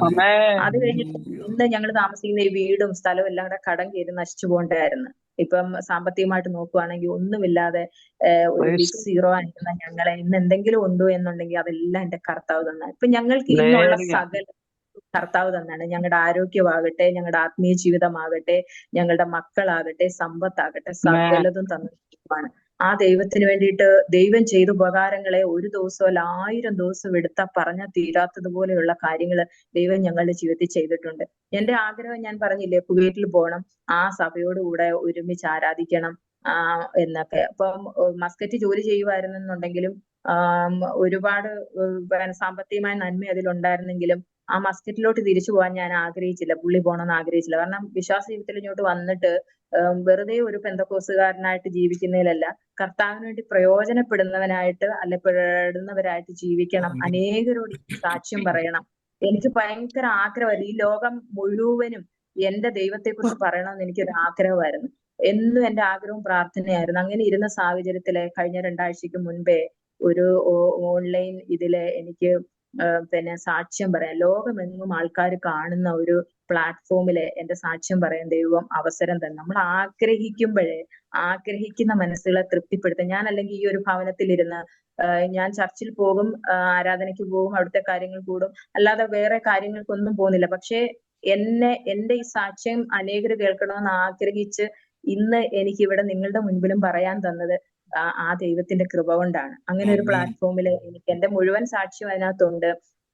പിന്നെ ചേച്ചിയൊക്കെ പറഞ്ഞിരിക്കുന്ന ആസാദി എന്ന് പറയുന്ന ടെലിവിഷനിലെ എന്റെ സാക്ഷ്യം പറയുന്നതൊക്കെ ദൈവം എനിക്ക് കൃപ തന്ന്.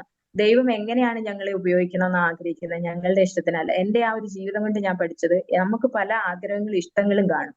പക്ഷെ ദൈവത്തിന് നമ്മളെ കുറിച്ചൊരു പദ്ധതിയുണ്ട്. അതെന്താണെന്ന് തിരിച്ചറിഞ്ഞ് അതിന് മനസ്സ് പുതുക്കി അതിനനുസരിച്ച് നമ്മളെ തന്നെ ഒരുക്കി അതിനായി കാത്തിരുന്നാലുണ്ടല്ലോ ദൈവം നമ്മളെ ഉപയോഗിക്കാൻ. എത്ര ഉദാഹരണങ്ങളാണ് ബൈബിളിലുള്ള, അല്ലയോ?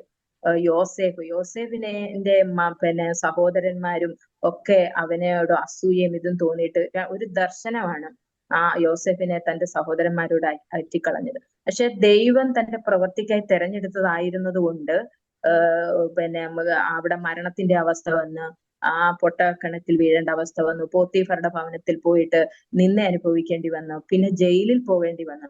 പക്ഷെ എങ്ങനെയാണ് ആ ഒരു മനുഷ്യനെ യോസേഫിനെ ദൈവം അനുഗ്രഹിക്കണമെന്ന് ദൈവം തീരുമാനിച്ചത്? അവൻ ഏത് സാഹചര്യങ്ങളിലൂടെ പോകട്ടെ. എനിക്ക് യോസേഫിനെ ഭയങ്കര ഇഷ്ടമാണ് കേട്ടോ. എന്താണെന്നറിയാവോ?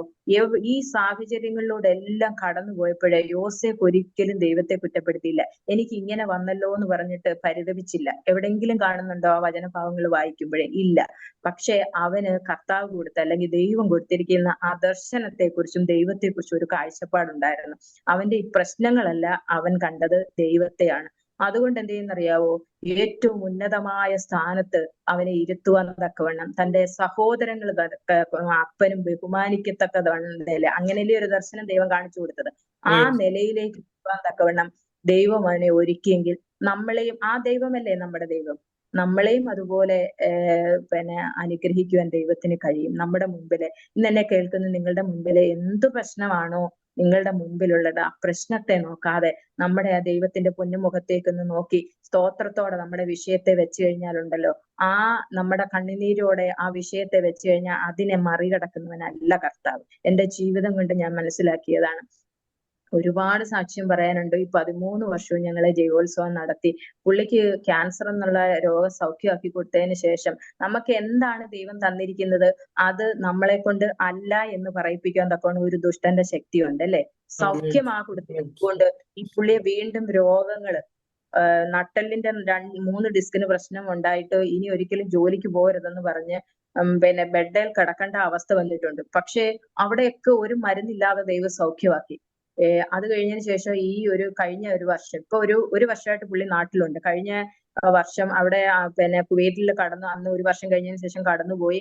അവിടെ അമേരിക്കൻ ആർമിയുടെ ബേസിലായിരുന്നു ഈ 13 വർഷം ജോലി ചെയ്യുന്നത്. ജോലി ചെയ്തുകൊണ്ടിരിക്കുന്ന സമയത്ത് പെട്ടെന്ന് ഒരു രാത്രികാലം പുള്ളിക്ക് ഒരു കിടുങ്ങൽ വന്ന് പിറ്റേന്ന് കിടക്കയിൽ എഴുന്നേക്കാൻ പറ്റാത്ത ഒരവസ്ഥയായി. ഒരു സ്ട്രോക്ക് വന്ന ആൾ എങ്ങനെയാണ് അതുപോലെ ആയിപ്പോയി. കഴിഞ്ഞ പ്രാവശ്യം ഈ സമയത്ത് ജൂലൈ 3-ാം തീയതി പുള്ളി നാട്ടിൽ വരുന്നത്. വന്നു കഴിഞ്ഞപ്പം ബ്ലഡിലെ ഇൻഫെക്ഷൻ ആയിട്ട് ഷുഗർ 500-ന് മേളിൽ പോയി. പിന്നെ കൈയും കാലും ഒന്നും പൊക്കാൻ പറ്റാത്ത അവസ്ഥയിലാണ് നാട്ടിൽ വന്നത്. ഞങ്ങള് ഇവിടെ നിന്ന് ഓരോരുത്തർ പറയുന്നത് കേട്ടിട്ടുണ്ട്, നമുക്ക് ക്യാൻസർ സൗഖ്യമാക്കിയൊക്കെ. മനുഷ്യരുടെ ആ നമ്മുടെ ബലഹീനത ഞാൻ പറഞ്ഞു വരുവാണ്. നമ്മുടെ ബലഹീനത 20-25 ഡോക്ടർമാരെ കണ്ട് പല ഹോസ്പിറ്റലിൽ പോയി. എന്താ രോഗമെന്ന് കണ്ടുപിടിക്കുന്നില്ല. പുള്ളിക്ക് തൊട്ട കൈ എന്ന് വെച്ചാൽ ഭക്ഷണം കഴിക്കാൻ പോലും കൈ വെക്കാൻ പറ്റത്തില്ല. എല്ലാ കാര്യങ്ങളും ഞാനാണ് ചെയ്തു കൊടുക്കുന്നത്. അങ്ങനെ ഒരു സാഹചര്യത്തിൽ വന്ന് 3-4 മാസം കൊണ്ട് ഇത്രയും ഡോക്ടർമാരെ കണ്ട്. അത് കഴിഞ്ഞിട്ട് പുള്ളി തന്നെ തീരുമാനിച്ചു ക്യാൻസർ സൗഖ്യമാക്കിയ ദൈവത്തിന് ഇതും സൗഖ്യമാക്കാൻ കഴിയും എന്ന് വിചാരിച്ചു. ഈ ഡോക്ടർമാരെ കാണുന്നതും മരുന്ന് കഴിക്കുന്നതും നിർത്തി. പുള്ളി നല്ല ആരോഗ്യത്തോടെ ഇപ്പൊ ഇരിക്കുന്നു. കൈയൊക്കെ പൊക്കാൻ പറ്റും. നല്ല ആരോഗ്യത്തോടെ ദൈവം ഞങ്ങളെ ജയോത്സവമായിട്ട് നിർത്തുന്നു. പിന്നെ കുഞ്ഞുങ്ങളെ ദൈവം അനുഗ്രഹിച്ചു. അനേകരോട് സുവിശേഷം പറയാനുള്ള സാഹചര്യങ്ങൾ ദൈവം തരുന്നു. ഇനിയും അനേകരോട് പറയാനും ഞങ്ങളെ ഈ രക്ഷിച്ച ദൈവത്തെ കുറിച്ച് പറയുവാനും ദൈവം ഞങ്ങളെ അനുഗ്രഹിക്കേണ്ടതിന്, ജയോത്സവമായി നടത്തുന്ന ഈ ദൈവത്തിന് എന്റെ സന്നിധിയിലെ ജീവിക്കേണ്ടതിനും, കർത്താവിന്റെ വരവെങ്കിലെ ഹാലിലെ ആ കാഹളം ധ്വനിക്കുമ്പോഴേ എഴുന്നേറ്റ് വന്ന് ദൈവത്തിനെ എപ്പോഴും നമ്മുടെ ആഗ്രഹമില്ല നമുക്ക് ജീവനും രക്തവും തന്ന് അന്ന് ആ കർത്താവിനെ ഒന്ന് കാണാനും വിശുദ്ധന്മാരോട് കൂടെ ചേർന്ന് ആ ദൈവത്തെ ഒന്ന് ആരാധിക്കാൻ, ആ പൊന്നുമുഖം ഒന്ന് കാണാൻ എന്റെ ആഗ്രഹം അത് തന്നെയാണ്. ഞങ്ങളെ കുടുംബമായിട്ട് ഓർത്ത് പ്രാർത്ഥിക്കണം. ഇത്രയും സമയം ഞാൻ ഒരുപാട് ഒത്തിരി സമയം എടുത്തോ. പിന്നെ ഇത്രയും സമയം തന്ന് എനിക്കിങ്ങനെ ഒരു പിന്നെ സാഹചര്യം ഒരുക്കി തന്ന കർത്താവിന്റെ ദാസനും ദൈവജനങ്ങൾക്കുള്ള നന്ദി അറിയിക്കുന്നു. പിന്നെയും ഞങ്ങളെ ഓർത്ത് പ്രാർത്ഥിക്കണമെന്ന് അപേക്ഷിച്ചുകൊണ്ട് ദൈവസന്നിധിയിൽ ഇരുന്നുള്ളൂ. Thank you. വളരെ അത്ഭുതകരമായ ഒരു സാക്ഷ്യമാണല്ലോ നമ്മൾ കേട്ടത്. പ്രിയമുള്ളവരെ, ഓരോ ദിവസവും ലോകത്തിന്റെ തുടക്കം മുതൽ തന്നെ 2 ഗ്രൂപ്പുകാരെ ലോകം വളരെ പുച്ഛിച്ച് നിന്ദിച്ച് കാണും. അവർക്ക് സമൂഹത്തിൽ സ്ഥാനമില്ല. ഒന്ന് പ്രസവിക്കാത്ത സ്ത്രീയെ, രണ്ടാമത് വിധവകൾ. ഇവരെയൊക്കെ പിന്നെ ഫംഗ്ഷനെ കൂട്ടാനോ ക്ഷണിക്കുവാനോ മറ്റേതൊക്കെ.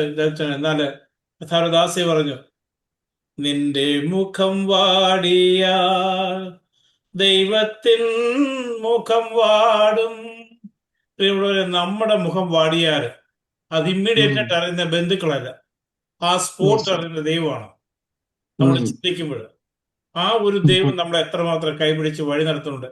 ഈ സാക്ഷ്യം നിങ്ങളെ മുഴുവൻ വളരെ ശ്രദ്ധയോടെ കേട്ടുകൊണ്ടിരിക്കുകയാണല്ലോ. ദൈവം എത്ര അത്ഭുതമായിട്ടാണ് ഓരോ ദിവസവും. 4th സ്റ്റേജിലൊക്കെ വന്നു കഴിഞ്ഞാൽ പിന്നെ നമ്മൾ അടുത്ത ഫൈനൽ സ്റ്റേറ്റ്മെന്റ് വേണ്ടി നോക്കിയിരിക്കുക, പിന്നെ കുഴിവെട്ടാൻ നോക്കിയിരിക്കുക, പിന്നെ അറിയിക്കുക. ഇങ്ങനെയൊക്കെയുള്ള കാര്യങ്ങളാണ് 4th സ്റ്റേജിൽ നമ്മുടെ ദൈനംദിന ജീവിതത്തിൽ കണ്ടുവരുന്നത്.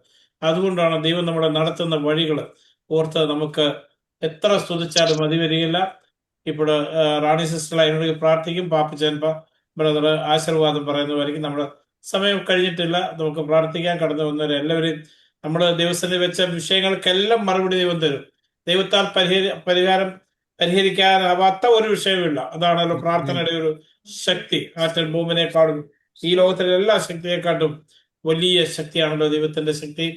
ലീഡ് ചെയ്ത കർത്താവിന്റെ ദാസി സിസ്റ്ററുള്ള നന്ദി അറിയിക്കുന്നു.